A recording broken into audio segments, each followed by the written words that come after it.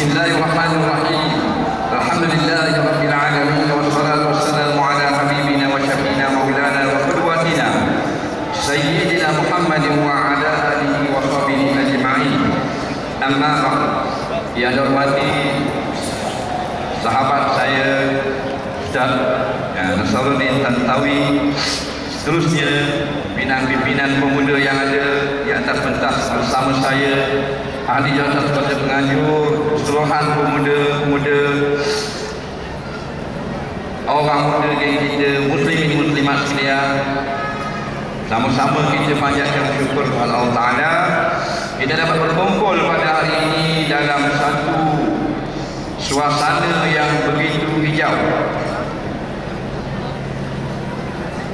Mudah-mudahan apa yang telah kita maksudkan daripada perhimpunan ini mendapat pertolongan daripada Allah Subhanahu wa Ta'ala, iaitu ulama-ulama kita akan dapat kuasa untuk memerintah negara kita Malaysia ini untuk melaksanakan perintah Allah al-amru bil ma'ruf wan nahyu 'anil munkar. Saya memohon maaf kerana sampai lambat yang sebenarnya jam dalam 10 km. Semua nak mari sini belakang. Exit Alustau Utara. Yang nak pergi ke Perlis tu kosong jalan. Jadi biasanya 10 km mengambil masa perjalanan dalam, kalau saya buat kereta 3 minit. Tapi tadi sejam lebih, 5.30 dah sampai, pukul 6 subuh baru sampai sini, dekat sejam, 45 minit 10 km. Tapi tahniah kepada semua orang dan pihak penganjur kerana dari pagi tadi kereta-kereta kenderaan daripada Kerik, daripada Jeli, daripada Taipei semuanya menuju ke arah Stadium Darul Aman Alustang.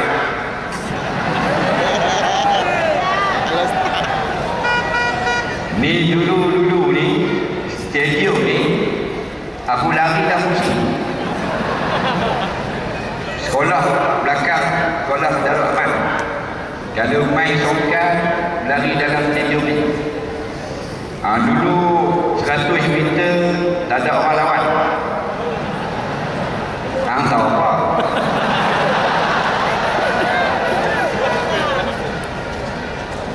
Alhamdulillah, himpunan anak muda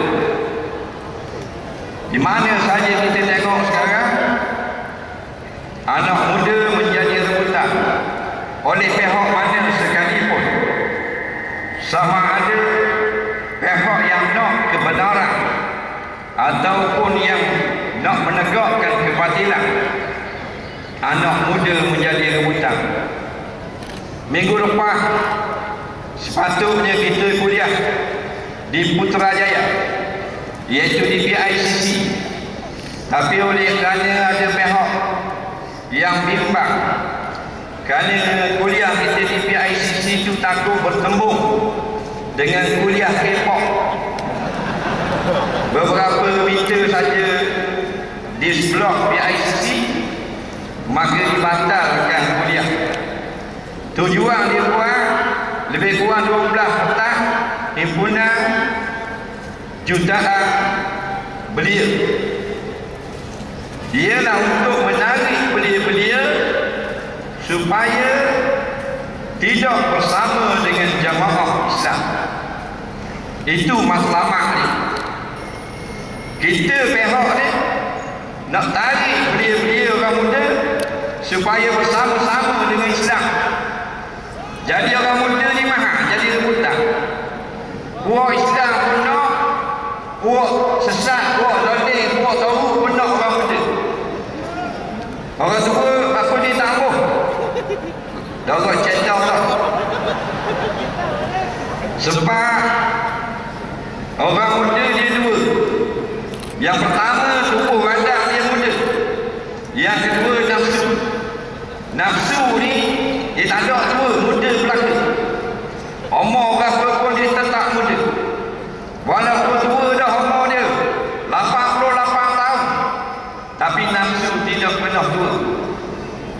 berbandingnya nafsu yang muda duduk dengan orang tua dengan nafsu muda duduk dengan orang muda, maka dengan orang muda dah lebih agresif. Sebab tu kita berimpun pada hari ini, kerana kita dalam muda, luar pun muda, hati kita muda dan jasmani kita muda. Kalau orang tua nafsu dia muda, tubuh dia dah syaitan tua dah. Jadi walaupun nafsu dia nak buat tak larat. Contoh kita pergi jumpa dengan ayah haji yang duduk di rumah, tak turun mana dah, nak jalan. Umur 86 tahun. Kita pergi Assalamualaikum. Waalaikumsalam dah ada. Siapa tu? Tak ni lah, Ahmad ni anak mereka. Ada apa? Tak ni nak apa ni Pak Long. Kita ni orang-orang muda ni baru beli kereta Ferrari 3 biji. Jadi Pak Long ambil sebiji nak buat round ni petang ni. Pak Long kata aku nak suruh pun tak dapat dah. Tapi kalau hang semua aku masih berdalam boleh. Maknanya orang tua nafsu dia nak buat kerana nafsunya muda, tapi tubuh dia tak larat dah. Orang muda serba jadi. Apa benda pun dia gagap dengan sebab muda je. Maka perlunya kita gunakan kesempatan ini. Tengah muda, tengah gagap, makan sedap, tidur sedap, untuk membalas budi yang telah mencipta kita, yang telah memberi rezeki kepada kita, yang telah memberi makan kepada kita, yaitu Allah Subhanahu wa ta'ala. Golongan-golongan yang tidak mahu menegakkan hukum Islam di muka bumi ini, kalau kita tanya je, kenapa tak boleh buat hukum Islam? Dia kata dah pasal tidak bertepatan dengan perlembagaan, pasal tak boleh, pasal ketinggalan zaman, tak moden dan sebagainya. Kita tanya pula, damu ni siapa yang buat? Dirimu siapa buat? Yang hidup udara ni siapa buat? Allah yang beri oksigen ni ketuk murid. Ni tanah yang bumi pijak ni, hak belakangmu ke hak Allah Ta'ala? Dia kata bumi Allah lah. Dan langit milik Allah. Dan makan minum rezeki milik Allah. Dan kenapa tak buat hukum Allah? Inilah orang-orang yang tidak waras fikirannya, yang masih tidak mahu mengikut petunjuk ajar yang ditunjuk oleh ulama-ulama, menempah api neraka Allah dengan menolak hukum Islam dilaksanakan di dalam negara. Kalau di Palestin, jihad anak-anak muda memikul senjata, lastik kereta sebab perang dengan tentera Israel Yahudi laknatullah, maka di tempat kita juga berpeluang untuk bersama-sama mencatat pahala berjihad, iaitu bersungguh-sungguh menolong agama Allah, kerana agama Allah di muka bumi Allah Malaysia ini sedang dipermain-mainkan, sedang disenda-sendakan. Kalau orang mengajar ceramah agama pukul 12 tak lebih, tu pun kena ada permit. Kena balik permit ada, tak boleh ceramah juga. Sebab apa? Sebab tak ada lesen, tidak diluluskan. Kalau minum arak, habis kapur boleh. Kalau berjudi boleh. Kasino tak ada, berhenti pukul 12. Pukul berapa pun nak main, nak berjudi boleh. Bahkan kasino dia letakkan di tempat yang paling tinggi sekali di dalam Malaysia, iaitulah di Genting Highland, supaya mengatasi segala menara-menara masjid yang menjadi lambang syiar Islam di bumi Malaysia. Semua menara masjid lebih rendah daripada kasino yang ada di Genting Highland. Ini mengisyaratkan bahawa kita semua sedang dihinakan dalam keadaan tidak sah. Maka anak muda lah yang patut bangun bersama-sama membantu para ulama untuk menegakkan apa yang Allah maksudkan turunnya kita ke bumi. Inni ja'ilun fil ardi khalifah. InsyaAllah kita tak memanjang cakap, kita naik lagi. Orang pergi lalu soalan, suruh jawab. Ingat ke tazkirah saja, ada juga soalan. Tak apalah, sedikit pesanan saya, jangan takut dengan sesiapa pun, kerana kita sama-sama dengan orang yang kita nak takut. Dia mati, kita mati. Tak usah takut. Jangan rasa bimbang. Takut kan kita dicari makan, tak boleh kena sekat, tak boleh naik gaji, tak boleh naik pangkat. Tak usah bimbang. Kerana Allah yang beri makan kepada segala penyembah-penyembah berhala yang ada di dalam candi, di dalam bumi. Allah juga yang beri rezeki kepada padri-padri yang menyesatkan. Allah juga yang memberi rezeki kepada golongan-golongan zalimi. Allah juga yang memberi kesenangan dan rezeki, keluasan hidup kepada golongan-golongan yang mencerca agama Allah. Maka apatah lagi kita yang telah bersama dengan ulama-ulama untuk menegakkan agama Allah, maka tak perlu lagi kita takut kepada sesiapa, kerana kita telah bertakbir berapa kali sekali, Allahu Akbar, Allah Maha Besar. Yang lain kecil, yang lain aku tak takut, yang lain dokok cetak belaka, kerana aku diajar Allahu Akbar, Allah Maha Besar. Maka semua kerajaan yang ada pada langit, pada bumi adalah kecil belaka, yang besar hanyalah Allah.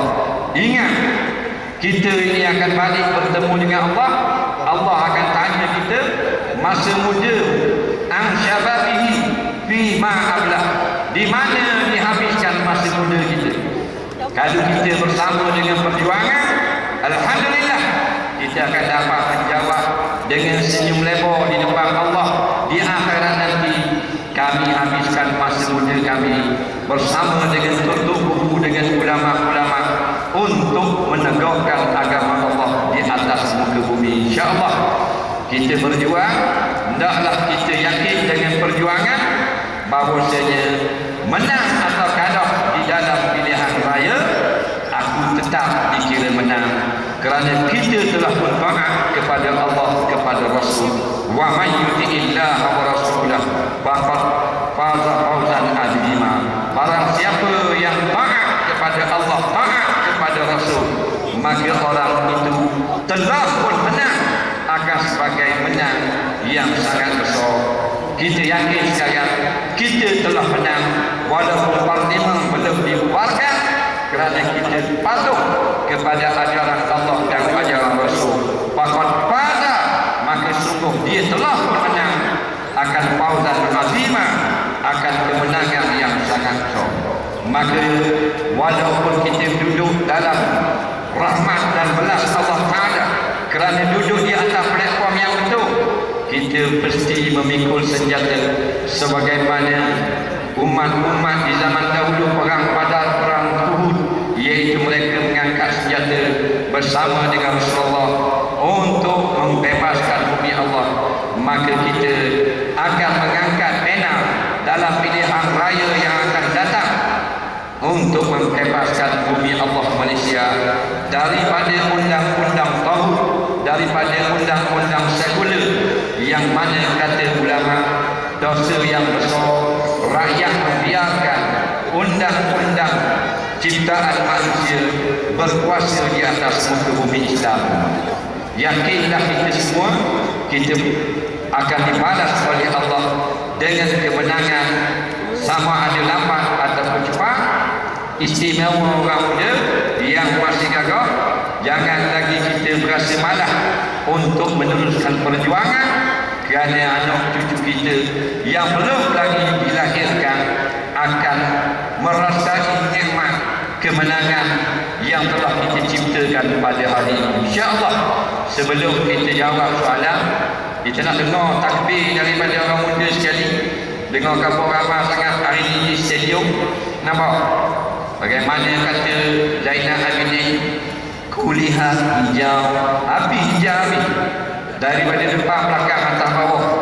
Sebelum saya menjawab soalan, 3 kali takbir, tanda kita hanya takut kepada Allah dan tanda bahawasanya semua kerajaan yang ada adalah kecil belaka. Takbir. Takbir. Takbir.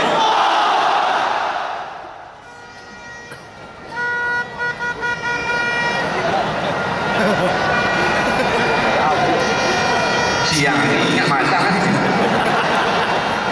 Baik, sebelum kita jawab soalan, insyaAllah saya diwakilkan untuk mengutip derma, bukan hanya mengutip lah, petugas-petugas untuk mengutip derma. Jadi petugas-petugas hendaklah segera melaksanakan tugas mengutip derma, untuk perjuangan dan peperangan kita yang tidak lama lagi. Mana petugas? Tidur ke? Dia. Ada tak? Tak ada.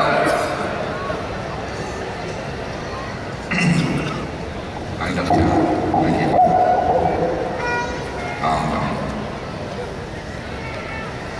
Baik. Petugas sila laksanakan tugas sekarang. Saya ada masa 50 minit, 40 minit. Pukul 7. Sampai pukul 7. Sama-sama kita dengar kemuskilan orang-orang muda. Saya baru berumur 21 tahun dan akan mengundi dalam pilihan raya umum ini. Soalan saya, parti mana yang saya patut pilih? Ingat, dia pakai baju hijau tau. Dia tanya lagi parti mana yang patut pilih. Parti Takuwe ke MW? Seorang daripada tanah Melayu pada tahun 50-an, pada tahun 61 kalau tak silap, telah pergi ke tanah suci Mekah untuk menunaikan haji dan mengambil kesempatan bertemu dengan seorang ulama hebat yang mengajar di Masjidil Haram, iaitu almarhum Syekh Abdul Qadir Al-Mandini. Tanya lelaki ini, "Wahai Syekh, saya datang daripada tanah Melayu, iaitu negeri Malaysia. Malaysia Melaya ni, dia ada buat pilihan raya. Jadi dalam pilihan raya ni ada parti Islam, ada parti kebangsaan, ada parti sosialis, ada parti komunis. Jadi hak mana kami patut beri undi ataupun sokong?" Maka jawabnya ulama ini, jika ada satu saja parti Islam, maka itulah yang wajib kita sokong. Bagaimana pula orang yang tidak menyokong mana-mana, sedangkan di sana dia kata ada parti Islam dan ada parti yang menentang Islam? Jawab Syekh, orang itu adalah beluk separuh dan ulur separuh. Beluk boleh makan, ulur tak boleh makan. Jadi bagi tata boleh. Maka kalau nak buat benda yang baik, kalau kita tidak libatkan diri jadi tidak terlaksana benda yang baik, maka kita menanggung dosa. Kalau kita tidak memberikan undi menyebabkan naik parti sekular, maka kita turut bertanggungjawab di hadapan Allah Subhanahu wa taala di akhirat nanti. Tapi kalau maknanya kita undi pun tak apa, tak undi pun tak apa, semua parti Islam belaka, hak mana menang melaksanakan undur belaka, hak mana senang, hak mana menang melaksanakan kebenaran, hak mana menang menolak maksiat belaka, tak ada masalah kita tidak undi. Tapi yang berlaku dalam negara umat Islam sekarang jelas. Kalau kita biarkan parti-parti sekular momentum inilah yang berlaku. Agak dibenarkan, judi dibenarkan, ceramah agama tak boleh, berjoget menyanyi dapat belanjawan, pondok madrasah tapi tak dapat sepeng. Maka adakah kita dapat menjawab di hadapan Allah Subhanahu wa taala nanti? Jadi jawapannya, apa jua dalam kehidupan kita mesti menyebelahi Islam. Kalau ada bank tak Islam, kita masuk belah bank Islam. Kalau maknanya hiburan cara Islam, hiburan cara kafir, kita kena ikut hiburan ambil cara Islam. Sokam cara kafir, sokam cara Islam, kita menyebelahi cara Islam kerana ada nama Islam di situ. Maka kalau ada parti yang nak menegakkan Islam, tidak ada pilihan lagi kepada kita orang Islam UMNO wajib sokong Pak.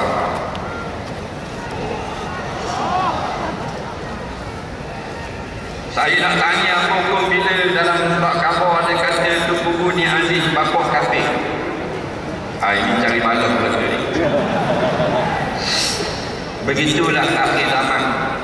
Kalau kita tidak minat atau tidak suka dan setuju dengan pandangan-pandangan orang ulama, maka kita tak usah ikutlah dia. Kalau kita tak setuju pandangan buku ni, kita tak usah dengar. Tapi jangan sampai kata teruk-teruk. Kalau kata bodoh pada ulama pun berat dah. Pasal ulama ni bukan bodoh, dia orang cerdik. Tak ada orang bodoh boleh jadi ulama. Kalau orang boleh nak pakai dua jam dua lapang mengaji pun dah ingat semua, dah jadi ulama. Ayah gitu. Dia nak jadi ulama ni kita cerdik. Tiba-tiba dia kata bapak kafir. Bapak kafir ni orang panggil habis jahat. Kalau kata bapak pondam dia tahan ni. Bapak kafir tu punya. Kafir ni musuh Allah, musuh orang beriman, musuh para nabi. Adakah benda sama? Maknanya tu orang bawa orang supaya jemaah duduk mengajar orang pagi-pagi subuh kuliah maghrib, dia kata bapak kafir. Maka balik kepada hadis man kaffara mu'minan faqad kafar. Barang siapa yang mengkafirkan orang yang beriman, maka dia telah menjadi kafir. Kita doakan kepada yang berkata ini segera bertaubat kepada Allah sebelum datangnya ajal menjemput, bertemu dengan malakul maut, sebelum dia dibawa ke dalam kubur bertemu dengan mungkar wa nakir. Mudah-mudahan yang berkata ini kembali daripada sesat. Dan kita teruskan perjuangan. Memang perjuangan ini akan kedengaran suara-suara jahat untuk menyekat pergerakan kita dalam meneruskan dakwah perjuangan. Tak saya dalam kata apa pun. Nabi orang kata junub gila. Nabi orang kata bapak sesat. Tak ada hal. Selama je. Keep cool. Tak ada hal sikit. Kalau kita tu layan orang, dah jadi kerja-kerja gitu. Soalan seterusnya. Saya dan awet saya baru ini pergi ke Putrajaya untuk program himpunan jutaan anak muda. Saya dan awet saya sempat tengok tunjukkan K-pop. Berdosa tak saya tengok? Mana seorang? Aku naik atas petang. Nak beri hadiah saya. Kapok kepada K-pop ni kapok lah. Baik. Sekarang ni kalau hiburan bintang-bintang daripada Korea ni nampaknya mengambil alih top 10 dalam menjadi penghibur dalam media-media televisyen dan seumpama. Orang Korea dia agama Sinto, agama Buddha, dan ada yang tidak beragama. Tapi yang muda-mudanya sudah murtad. Kebanyakannya tidak mengikut lagi agama Sinto. Dan sebahagian daripada bintang-bintang K-pop adalah Kristian. Maknanya orang yang tidak ada agama, Kristian atau tidak beragama. Memang buat-buat ini tak tipu akal. Jadi mana-mana orang jemput, dia akan pergi joget. Sama macam artis dalam negeri kita pun. Dia bukan tahu kok. Kita panggil, dia panggil je tak. Tak kira siapa yang panggil. Maka K-pop ni ada hukumnya. Yang kita tengok lah, kita dah pernah pergi masa K-pop ni. Tapi nak tahu hukum dia, kita tengok tu. Apa benda K-pop? Dia menyanyi, dia ada penyanyi latar, dia ada penyanyi grup dan sebagainya.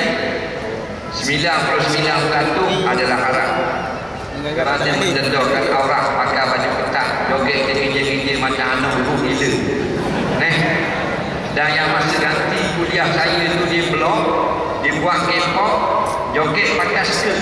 Skirt dia punya sekat, berdiri nampak dah tu tak tunduk lagi, berdiri tu nampak dah tu dan joget akad kain pula tunjuk dua dalam orang. Tidak ada ulama yang kata halal, tidak ada orang seorang ulama yang kata boleh. tetapi dibawa masuk juga oleh tangan-tangan jahat yang Allah sebut dalam Quran, zaharul fasad bil barri wal bahri bima kasabat aydin nas, telah meratai maksiat kemungkaran bermaharajalela di darat dan di laut. Darat laut bukan dalam laut, maknanya di pula-pula pusat peranginan, macam-macam mari benda maksiat. Bima kasabat aydin nas, usaha daripada tangan-tangan jahat manusia, tangan-tangan kaum, tangan-tangan fasik yang sedang berkuasa di dalam negara kita sekarang. Sehingga diberitakan ada pemimpin tertinggi negara yang pergi menziarahi bintang-bintang K-pop di atas petang. Dok ziarah betul guru, dok sadar dengan ulama-ulama ambil berkat, tapi sadar dengan bintang-bintang K-pop yang telanjang, yang Nabi kata pakai baju tapi telanjang. Apa benda ni boleh dalam negara kita? Kerana kita masih lagi diperintah oleh orang-orang yang bodoh, yang jahil, yang sesat daripada jalan yang senang. Walaupun kita marah kepada mereka ini, kita tetap doakan juga pimpinan negara Malaysia ini segera balik ke pangkal jalan sebelum dia mati. Orang muda memang seronok tengok. Dosa kata bahan ni kita set pakai piyok, set ada jalur, set pakai jubah. Kalau kita tengok K-pop, kita kelepok. Dosa cakap pasal apa? Dia orang dah dua puang joget. Allah Rabbi, guru dia je. Dosa kata saya tak ada hal tak, saya kena tengok gitu. Kalau benda-benda kita saya tak rasa apa Ustaz, saya okey. Awak mati pucu. Inilah yang merosotkan minda anak-anak muda. Disengajakan agenda Yahudi Nasara yang diserahkan ke dalam kepala Allah pemimpin-pemimpin yang dihidangkan dengan ilmu-ilmu sekuler yang jauh daripada ilmu-ilmu agama. Jadi hukumnya haram, berdosa. Majlis K-pop ni majlis maksiat, majlis muka. Jangan takut kita kata dia haram, kerana jelas Nabi kata akhir zaman umat aku ni yudzabu ala rusihim bil mughanniyat wal maghazi. Kepada umat aku akhir zaman bergoyang-goyang dengan sebab muzik dan penyanyi-penyanyi wanita. Kata ulama haram bukan dengan sebab muzik, tapi mughanniyat, bidu wanita, penyanyi-penyanyi perempuan. Maka kita tengok dalam YouTube, dia sungguh bintang K-pop duduk joget atas petang, bawah duduk gini, wah. Maka lagu mana hukumnya? Yuksimu qawmihumul arda, Allah akan menjadi menenggelamkan negerinya seperti tanah runtuh dan gempa bumi. Wa yaj'al minhumul qiradata wal khanazira aw kama qala. Umat yang leka dengan persembahan penyanyi perempuan yang mendedahkan aurat seperti ini, Allah akan tukar menjadi babi dan menjadi kera. Jelas dalam hadis ini, khanazira iaitu kera, kiradah maknanya kera, iaitu khanazir dan babi-babi. Kata ulama macam mana? Iaitu perangai macam babi dan perangai macam kera. Inilah umat yang dihidangkan dengan lagu-lagu daripada perempuan-perempuan yang mendedahkan aurat. Dia akan menjadi perangai kera, perangai khinzir. 1400 tahun dah Nabi pesan, tapi kita ni bodoh, tak tahu, masih lagi menempah maaf, mengundang kemurkaan Allah dengan konsep-konsep K-pop dan seumpamanya. Soalan seterusnya, apakah hukum mencabut ubah?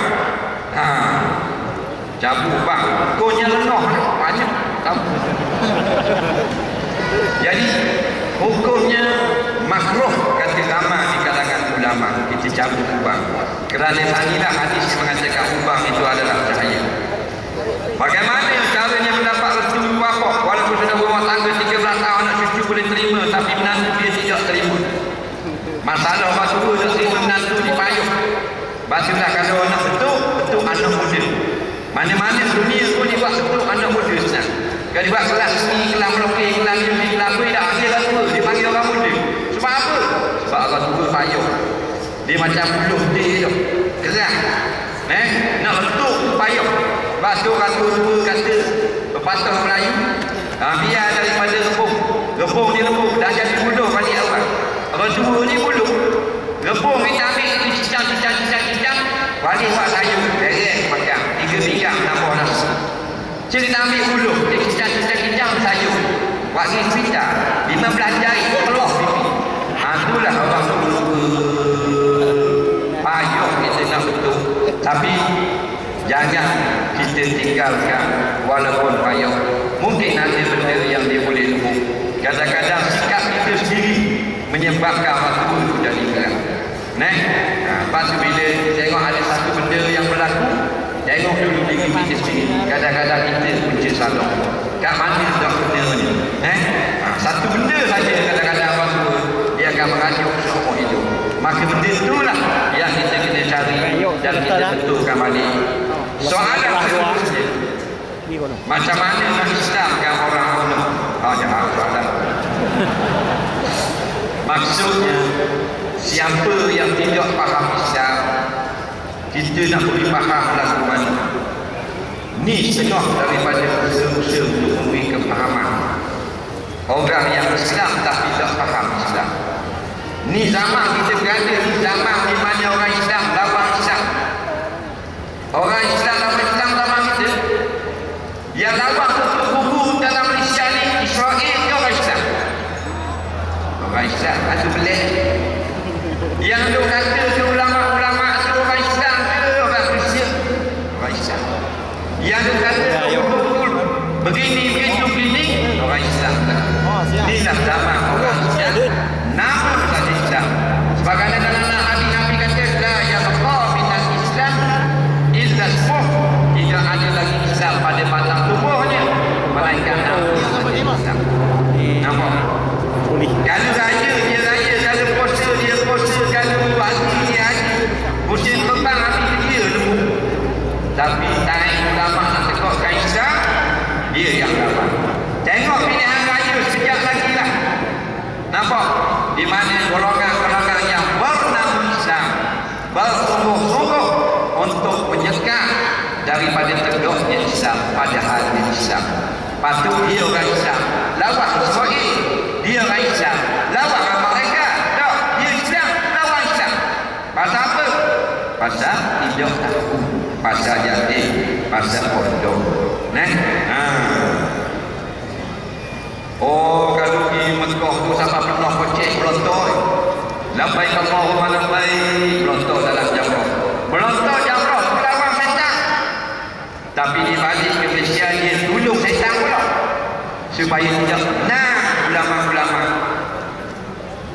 Apa jadi pun kita tidak akan benarkan hukum Quran, hukum hudud dilaksanakan dalam negara kita Malaysia.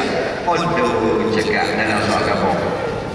Dan ilmu agama kita Yahudi kita siap cakap buat satu sidang akhbar, saya tidak akan benarkan hudud tertegak di Malaysia.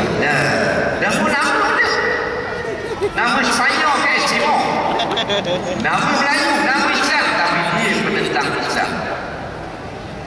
Dalam Quran menceritakan bahawa orang munafik ini orang yang pura-pura Islam, zahirnya Islam, tapi batinnya tak suka kepada Islam. Kita tak akan benar kerana dia berpura-pura. Tapi bila telah berkata, maka dia telah menzahirkan kemunafikannya.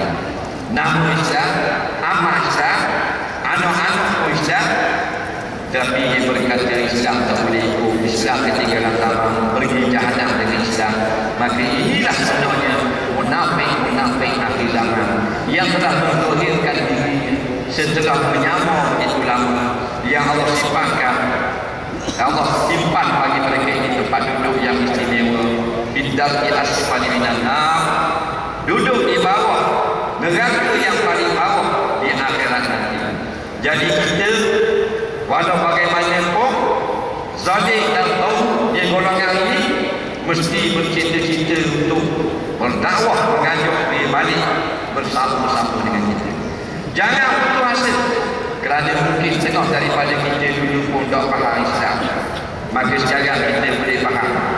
Maka tanamlah satu sikap atau azam untuk menarik golongan-golongan ini balik kepada Islam. Kerana ketika Fathul Makkah, golongan-golongan yang telah lama menentang Islam telah pun bersama dengan Rasulullah SAW. Maka kita harap secepat mungkin dapat menarik buah-buah Islam yang dah faham Islam ni, supaya mereka faham Islam menjelang pilihan raya nanti. Apakah hukum pemimpin yang tipu rakyat? Menang dan menikmati gaji lepas menangi pilihan raya. Oh, pilihan raya ada mafler tu. Dia tak kira lah gaji pilihan raya mentipu. Apa saja kerja Tuan sweater kelabu tu dia. menjadi pengarah, menjadi wakil rakyat, menjadi exco, jadi menteri besar atau nega dan sebagainya, kalau tipu haram. Mereka jual buah rambutan, jual buah durian, tapi tipu haram. Rambutan harga RM15, yang buah RM30. Hukumnya haram. Balik makan ke anak bini berdosa besar. Dan makan daripada gaji yang haram, semayang terima. La yaqbalullahu salati ahadikum fi jawfihi haram. Allah tidak akan terima mereka yang makan makanan yang haram di dalam perutnya.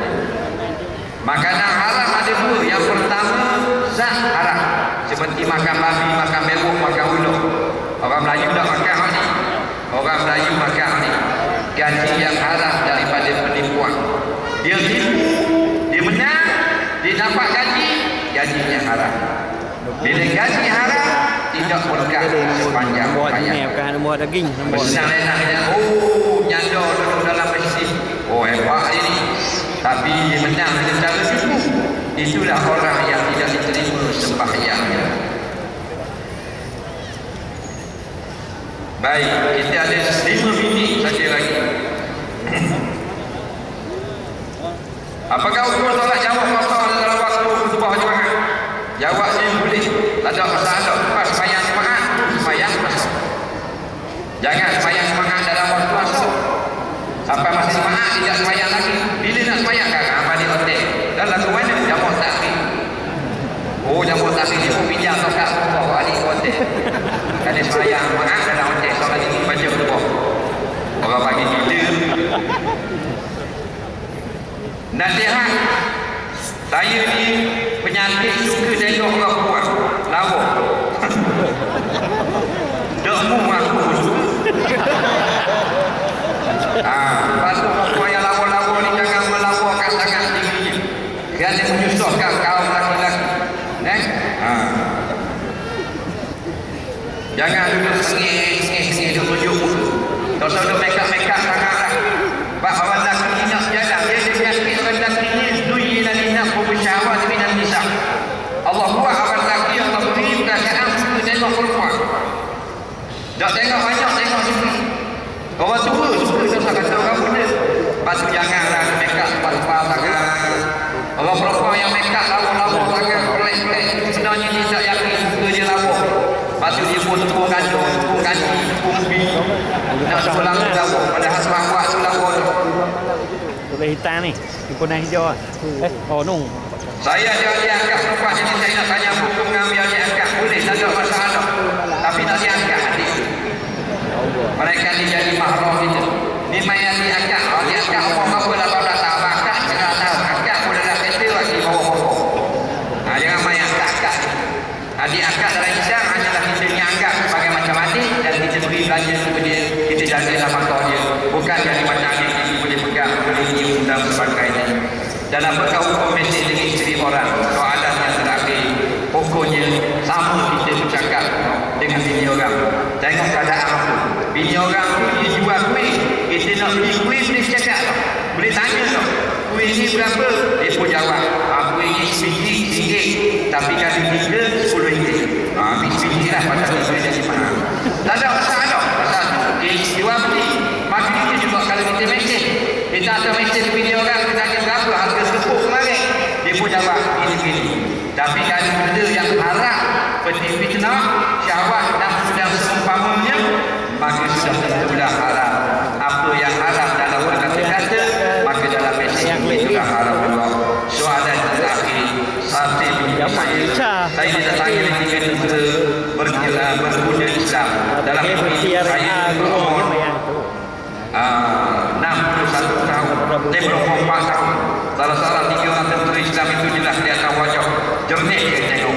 Tiba-tiba dalam hati saya, Rasulullah, soalannya apakah dia sudah salah seorang tentera Islam itu akan memerangi tentera kafir?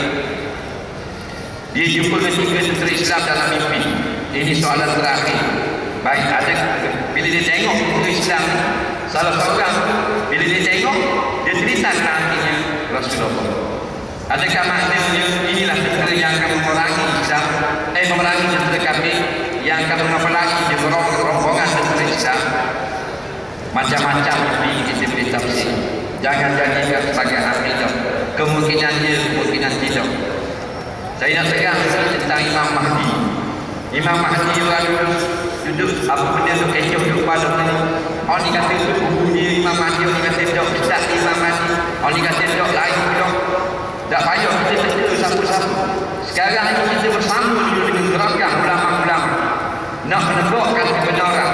Jadi bila masa saja Imam Mahdi muncul, kita pasti bersama dengan Imam Mahdi untuk memerangi kufar seluruh dunia. Tak payah pelik, tak payah kita buat ada dan sebagainya untuk jadi tentera Imam Mahdi, tentera berkuda dan sebagainya. Sekarang ni dulu, sebelum terbit Imam Mahdi, kita bersama dengan perjuangan umat Islam di seluruh dunia, di Malaysia, di China, di Palestin, di Islam, di mana saja kita ada satu matlamat untuk mengembalikan negara Islam kepada kuasa yang menegakkan Islam. InsyaAllah pertemuan kita pada petang ini mendapat berkah daripada Allah pada hijab. Seterusnya sampai ke malam ini, saya sangat-sangat rasa berbesar hati menyebut pada majlis yang sangat besar seperti ini. Dan memberi nasihat sekali kepada orang muda-muda, kita orang muda-muda tolong. Dalam kehidupan kita orang muda macam-macam, sebab kita semangat tak boleh main bola, ni kuat main hoki, ni kuat main badminton, ni kuat main gitar, ni kuat main music, ni kuat main soccer, ni bagian kerja hukum, ni kerja ini. Banyak rasa. Ingat, apabila kemana hobi, kita boleh berbagai-bagai. Tapi apabila Al-Quran dengan pemerintah telah berbalah, kita tidak ada pilihan. Nabi bersabda, Innal kitab Rasulullah saya berkata, Fakulu ma'al kitab. Ketahui dan jaga-jaga, suatu masa nanti kerajaan akan berbalah dengan apa yang ada dalam Al-Quran. Maka pastikan diri kita bersama dengan apa yang dibawa di dalam Quran. Sebagai orang muda, kita pastikan apa saja hobi kita makroh ke, makredi ke, makruh ke, makfih ke, makruh ke, ulama adalah tonggak kejayaan kita di dunia dan akhirat. Mana-mana umarah yang bersama ulama, kita cinta dan taat umarah itu.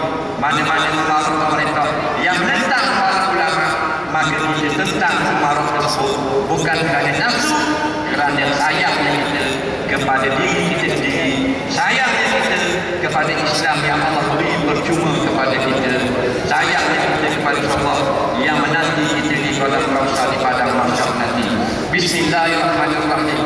Ya Allah, ya Tuhan, berilah kekuatan kepada orang-orang muda kami ini untuk meneruskan perjuangan, membantu ulama-ulama kami yang telah ditentang begitu hebat oleh orang-orang yang masih tidak faham tentang agama mereka sendiri. Ya Allah, ya Tuhan kami, berikanlah kepada kami kekuatan untuk tidak merasa sedikit pun takut kepada manusia-manusia yang tidak malu kepada ulama-ulama kami. Ya Allah, ya Tuhan kami, berilah kepada kami kekuatan istiqamah dalam menjalani jalan dakwah, jalan mujahadah, jalan yang telah kami lalui ini. Walaupun semua orang berpaling daripada jalan yang benar, tetapkan hati kami bersama di atas jalan-Mu ya Allah. Allahumma ja'al jam'ana hadza jam'an marhuma wa ja'al tafarruqana min ba'di tafarruqan ma'suma. Allahumma la taj'al fina wa la ba'dana wa la mahruma. Allahumma ja'alna fi hadzal yawmil mubarak min as-su'adil maqbuni wa la bid'atil mardudi. Allahumma a'inna al-islam wal muslimin wa al-shirka wal musyrikin wal nifaq wal munafiqin wal zulma wal zalimin. Allahumma dammir a'da'a ad-din. Allahumma ansur al-muslimin mujahidin fi Suriya. Allahumma ansur al-muslimin mujahidin fi kulli makan. Rabbana atina fid dunya hasanah fil akhirati hasanah wa qina adzabannar. Sallallahu sayyidina Muhammadin wa ala alihi wa sahbihi wasallam. Walhamdulillahi rabbil alamin. Assalamualaikum warahmatullahi wabarakatuh.